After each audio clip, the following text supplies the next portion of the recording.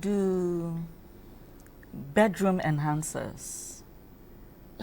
What are those? Aphrodisiacs, okay. Oh, okay. Aphrodisiacs. Okay. Chemical aphrodisiacs. Okay. I didn't know what I was walking into. What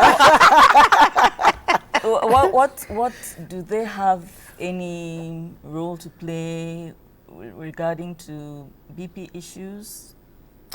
Okay, because a lot of times we hear people, consuming these things a lot, especially the older gentlemen, they have a heart and attack. things like that. Is there any role? So it's really not the drug per se. You have to look at the person. What are the underlying medical conditions? So increase in age is a big risk factor for what we describe as multi-morbidity. So if we looked at our cohort of patients at the National Hospital, about 70% of those we manage have a combination of hypertension, diabetes, and maybe a joint issue. So if you have hypertension, diabetes, and both have resulted in having a problem with the heart, coronary artery disease, meaning the blood vessel, the flow of blood around your heart has reduced significantly, then you could be at risk of having a complication from using those drugs. So we always recommend that the heart is checked out. There's no risk from using that drug. Because younger men abuse these things a lot too, and every now and then you stumble upon something in the news, how somebody took something and ended up in hospital. Right. I think they take it in excess. So it's really, you have to look at the totality of this individual. So medicine today is more patient-centered.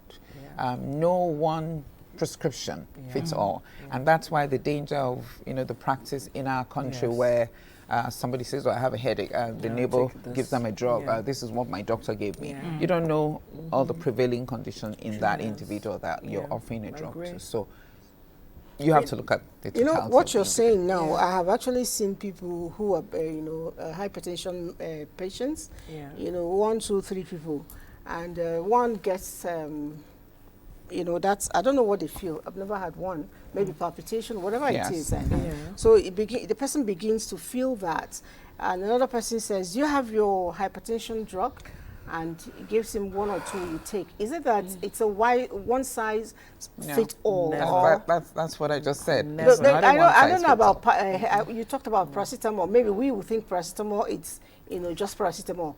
Hypertension drugs, can I take any one or must it be prescribed? So that's why, so everybody, and this is what the thing is about, stroke risk awareness.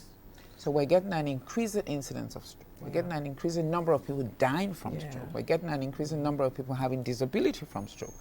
Because that value chain, there's a lot of gap. First is you need to know what your risks are and try and manage them. So high blood pressure is the biggest risk factor for anyone developing a stroke. You must go in annually for a medical check. And a lot of Nigerians are not in that habit. Have a doctor that is yours. Have health insurance, because that's also what gives you the freedom. Health insurance? Yes, to say, something's going on, let me go to the doctor. People are not going to the doctor until the very late stage of any disease condition. And at that time, you're already complicated, and the likelihood of having something like a stroke or disability from stroke is very high. So everyone must know their risk. High blood pressure, diabetes, high cholesterol, sedentary lifestyle. We're all supposed to keep moving 10,000 steps a day.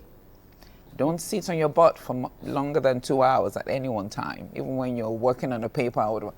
After 2 hours, get up. You can continue to work on your computer. That's why these days we have tables that can help raise your laptop so that you can actually stand and do some of your work. Appropriate diet.